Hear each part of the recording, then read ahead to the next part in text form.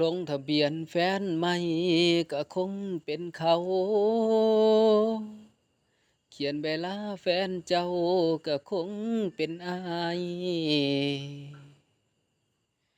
เขียนแคปสั้นว่าโสดโปรโมทขึ้นหน้าเฟซบุ๊ก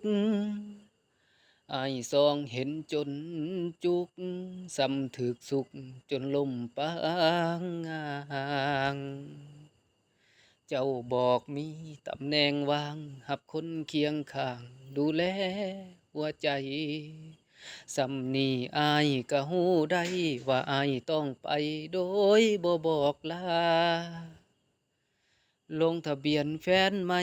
ก็คงเป็นเขา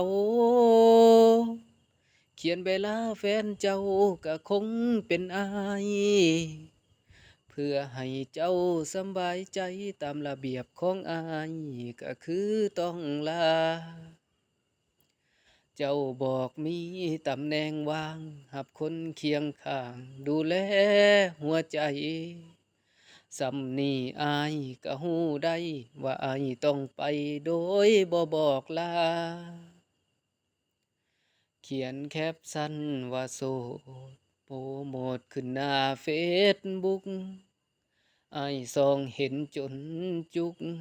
สำถึกสุกจนล่มปางงาง ลงทะเบียนแฟนใหม่ก็คงเป็นเขา